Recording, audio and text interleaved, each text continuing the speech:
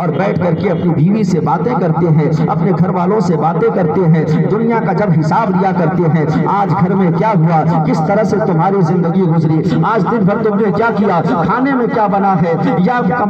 جو پیسے میں نے تمہیں دیا تھا اسے تم نے کہاں خرچ کیا۔ جب یہ آپ اپنی بیوی سے پوچھتے ہیں، اپنے گھر والوں سے پوچھتے ہیں، تو حضرات وہاں پر یہ بات بھی کر لیا کریں، اپنی بیویوں سے یہ بھی کہا کریں، اے میری بیوی، میں روزانہ کمانے کے لیے جایا کرتا ہوں، روزانہ میں گھر سے باہر چلا جایا کرتا ہوں، زندگی کا کوئی ٹھکانہ نہیں ہے، زندگی کا کوئی بھروسہ نہیں ہے، کہیں کوئی دن ایسا نہ آ جائے کہ میں یہاں سے ہنستے ہوئے جاؤں اور میری جنازہ اور میرا لاش گھر واپس آ جائے، کہیں کبھی کسی دن ایسا نہ ہو جائے کہ تمہیں یہ سننے کو مل جائے کہ میرا انتقال فلاں جگہ پر ہو گیا۔ تو اے میری بیوی، جو میرے گھر میں جو میرا بیٹا ہے، جو سب سے چھوٹا بیٹا ہے، اسے تم قرآن مقدس پڑھنا سکھا دینا، اور جس وقت میرا جنازہ لوگ لے کر کے جائے تو نماز جنازہ چاہے امام صاحب پڑھائے، نماز جنازہ چاہے پیر صاحب پڑھائے، نماز جنازہ چاہے کوئی بھی اگر کے پڑھا دے، مگر میرے بیٹے کو اتنا وصیت کر دینا کہ بیٹا اپنے باپ کے جنازے میں چلے جانا، اور جانے کے بعد جب تمہارے باپ کو دفنا دیا جائے تو وہاں پر قبر کے قریب کھڑے ہو کر کے اور سورہ فاتحہ پڑھ کر کے یا سورہ اخلاص پڑھ کر کے یا صرف بسم اللہ پڑھ کر کے اپنے والد کے لیے دعائیں مغفرت کر دینا اور کہہ دینا، اے پروردگار عالم، اس قبرستان میں جو لیٹا ہے یہ میرا باپ ہے، اس قبر میں جو لیٹا ہوا ہے یہ میرا باپ ہے، اے پروردگار عالم میرے باپ کی مغفرت کر دینا، قرآن مقدس کی آیات کے صدقے میں اے پروردگار یہ جنت عطا فرما دینا۔ میرے آقا ارشاد فرماتے ہیں کہ جب بیٹا اپنے باپ کے لیے دعا کرتا ہے تو دعا باپ میں کرتا ہے، پروردگار عالم اس کے باپ کو پہلے بخش دیا کرتا ہے۔ اللہ رب العزت کی رحمتیں رسالت اہل سنت حضرت زندہ باد تکبیر اللہ رسالت۔ حضرات اگر کوئی دوسرا دعا کرے گا تو رشتہ داری کی بنیاد پر کرے گا یا کسی اور بنیاد پر کرے گا، اس کی دعا میں وہ تاثیر نہیں ہوگی جو دعا میں تاثیر بیٹے کی دعا میں جو تاثیر ہوگی، جو اپنے والدین کے لیے، اپنے باپ کے لیے یا اپنی ماں کے لیے جو وہ دعا کرے گا تو دل سے دعا کرے گا، آنکھوں سے آنسو جاری ہوں گے اور دل سے جو بات نکلے گی اللہ رب العزت اسے قبول فرمائے گا۔ اس لیے کہا گیا کہ دل سے جو بات نکلتی ہے اثر رکھتی ہے، پر نہیں طاقت پرواز مگر رکھتی ہے۔ حضرات ادھر بیٹے نے اپنے ہاتھوں کو اٹھا دیا اور اٹھانے کے بعد اس نے دعا کی، اللہ رب العزت کی رحمت مچلنے لگتی ہے، پروردگار عالم کی رحمت پکار کر کے کہتی ہے، اے لوگوں سنو، اے دنیا والوں سنو، اللہ رب العزت پروردگار عالم کی رحمت جو ہے وہ بہانہ ڈھونڈا کرتی ہے، وہ بہا نہیں ڈھونڈا کرتی، وہ قیمت نہیں ڈھونڈا کرتی، بلکہ بہانہ تلاش کیا کرتی ہے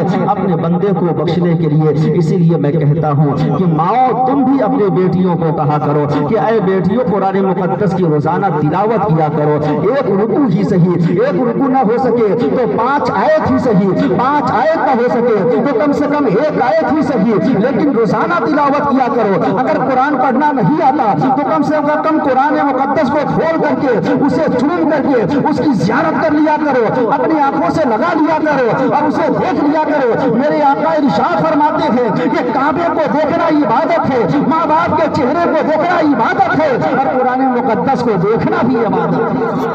قرآن مقدس کو دیکھنا بھی عبادت ہے۔ اور قرآن پڑھنے کے لیے کوئی عمر مقرر نہیں ہے، یہ ضروری نہیں ہے کہ بچے ہی پڑھیں۔ میں جو کہہ رہا ہوں صرف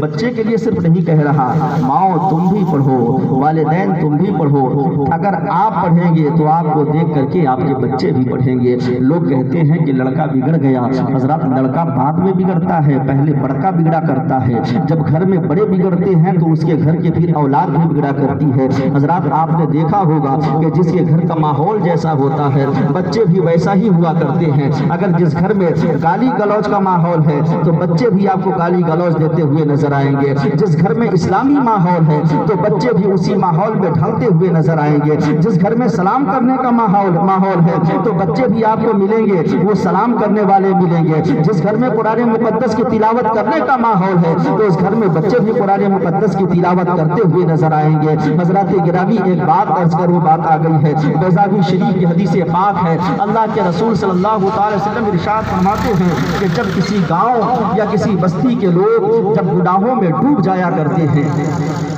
یعنی گاؤں والے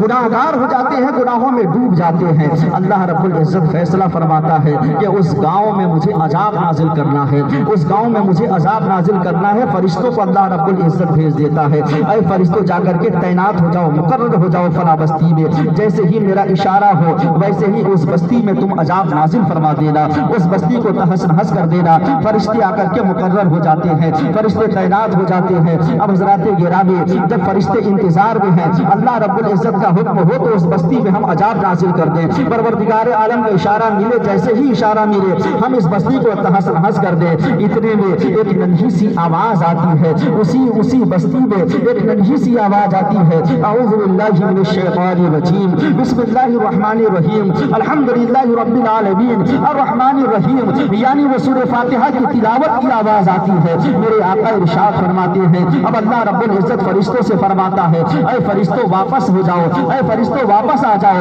فرشتے عرض کرتے ہیں، پروردگار ابھی تو اس بستی میں عذاب نازل نہیں ہوا ہے، اب تو نے ہمیں عذاب نازل کرنے کے لیے بھیجا ہے. اے پروردگار اب واپسی کا حکم کیوں ہو رہا ہے، اب ہمیں واپس کیوں بلایا جا رہا ہے؟ اللہ رب العزت کی رحمت پکار کر کے کہتی ہے، اے فرشتوں سنو، جس بستی میں مجھے رحمان کہا جا رہا ہو، جس بستی میں مجھے رحیم کہا جا رہا ہو، اس بستی میں میں اپنا عذاب نازل کروں، یہ میری رحمت کو گوارا نہیں ہے. اس بستی میں ایک بچے نے مجھے رحمان و رحیم کہہ کے پکارا ہے، اس لیے میں نے اس کے صدقے میں پورے بستی والوں سے میں نے عذاب کو ملتوی فرما دیا،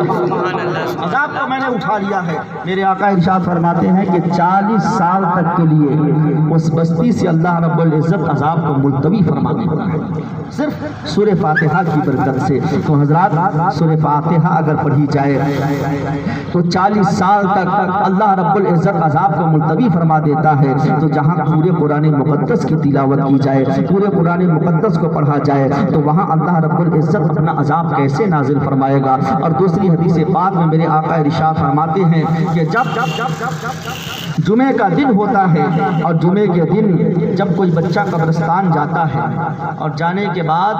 اس قبرستان میں اس کے والدین میں سے دونوں میں سے کوئی ایک لیٹا ہو اور وہ بچہ جا کر کے سورہ یاسین شریف کی تلاوت کرتا ہے، سورہ یاسین شریف کی تلاوت کر کے اپنے والدین کے نام سے وصال ثواب کرتا ہے. تو حضرات فرشتے اللہ رب العزت کی بارگاہ میں عرض کرتے ہیں، پروردگار یہ بچہ اپنے والدین کی قبر پر آیا ہے، یہ بچہ اپنے والد یا والدہ یا دونوں اگر ہیں تو دونوں کے قبر پر آیا ہے. اے پروردگار جب یہ دنیا میں اپنے والدین کے پاس جایا کرتا تھا تو اس کے والدین اسے خالی نہیں لوٹایا کرتے تھے، کچھ نہیں تو نظر محبت ہی دے دیا کرتے تھے، نظر محبت یعنی محبت سے دیکھ ہی لیا کرتے تھے. حضرات گرامی قربان جائیے، فرشتے عرض کرتے ہیں، پروردگار آج قبر میں اپنے والدین کے پاس آیا ہے، اے پروردگار عالم اسے کیا دے دیا جائے؟ حضرات وہ فرشتے عرض کرتے ہیں، پروردگار یہ اپنے والدین کے نام سے سورہ یاسین شریف کی تلاوت کر کے جا رہا ہے اور ان کے نام سے ایصال ثواب کر کے جا رہا ہے، اس بچے کو کیا دے دیا جائے؟ تو اللہ رب العزت فرشتوں سے فرماتا ہے، اے فرشتوں یہ بچہ اپنے والدین کو سورہ یاسین دے کر کے جا رہا ہے، جس کی وجہ سے میں والدین کی مغفرت کر دیا کرتا ہوں. اے فرشتوں اس بچے کے نام اعمال میں ایک حج مقبول کا ثواب لکھ دیا جائے، ایک حج مقبول کا ثواب لکھ دیا جائے. تو حضرات اگر قبرستان ہم جاتے ہیں تو جانے کے بعد جہاں ہم قبر والوں کے لیے ایصال ثواب کرتے ہیں ویسے ہی اپنے لیے بھی ہم وہاں سے لے کر کے آتے ہیں. وہ یہ نہ سمجھے کہ ہم صرف جا رہے ہیں تو صرف دینے جا رہے ہیں، صرف قبرستان میں ہم دینے جا رہے ہیں، پڑھ کر کے بخشیں گے مردوں کو فائدہ ہو جائے گا، ہمیں کچھ نہیں ملے گا، ایسا نہیں ہے. اللہ کے رسول ارشاد فرماتے ہیں کہ آپ قرآن مقدس کی تلاوت کرتے ہیں تو جتنا ان قبر والوں کو ملتا ہے اتنا ہی اللہ رب العزت آپ کو بھی ثواب عطا فرمایا کرتا ہے. اور حضرات جب قبرستان میں جائیں اللہ کے رسول نے ارشاد فرمایا کہ قبر والوں کو سلام کیا کرو، قبر والوں کو سلام کیا کرو. السلام علیکم یا اہل القبور یغفر اللہ لنا ولکم انتم سلفنا ونحن بالعصر. یہ سلام کرنے کا صحیح طریقہ ہے. اگر اتنا یاد نہ ہو تو کم سے کم السلام علیکم یا اہل القبور اتنا تو کم سے کم کہنا ہی چاہیے. میرے آقا ارشاد فرماتے ہیں کہ وہ آپ کے سلام کو سنا کرتے ہیں اور آپ کے سلام کا جواب بھی دیا کرتے ہیں. اور یہاں تک میرے آقا نے ارشاد فرمایا کہ اگر کوئی قبرستان کے قریب سے گزرتا ہے تو جوتوں کی آواز سے مردے پہچان لیا کرتے ہیں کہ یہ جانے والا کون ہے, کون جا رہا ہے. اگر آپ گزرے, ہم اور آپ گزرے اور ہمارے کوئی رشتہ دار وہاں پر لیٹے ہوئے ہیں اور انہوں نے دیکھا, ہم انہیں درگزر کر کے اور نظر انداز کر کے آگے بڑھ گئے, تو حضرات دیکھیے انہیں کتنی تکلیف ہوگی, کتنی تکلیف میں وہ ہوں گے کہ یہ ہمیں نظر انداز کر کے اور درگزر کر کے آگے بڑھ گیا. تو حضرات گرامی, جو بھی ہو سکے سلام کریں, قبرستان میں جائیں سلام کریں, اور جو کچھ آپ سے ہو سکے وہ آپ قرآن مقدس کی تلاوت کر کے ان کے نام سے ایصال ثواب کریں. تو پروردگار عالم کی رحمت سے ہمیں یہ امید ہے کہ اللہ رب العزت جہاں مرنے والے کی اللہ رب العزت مغفرت فرمائے گا, ان کے قبر میں رحمت و انوار کی برسات عطا فرمائے گا. اللہ رب العزت ان نعمتوں سے ہمیں بھی مالا مال فرمائے گا. پروردگار عالم ہمیں بھی ہمارے نام اعمال میں بھی اللہ رب العزت ڈھیروں ثواب عطا فرمائے گا. اللہ رب العزت کا فرمان عالی شان, کل نفس ذائقۃ الموت, ہر نفس کو موت کا مزہ چکھنا ہے, ہر جاندار چیز کو موت کا مزہ چکھنا ہے. حضرات کیا ٹھکانہ ہے زندگانی کا, آدمی بلبلا ہے پانی کا, موت سے کس کو رستگاری ہے, آج وہ کل ہماری باری ہے. اللہ رب العزت کی بارگاہ میں دعا ہے کہ پروردگار عالم مرحوم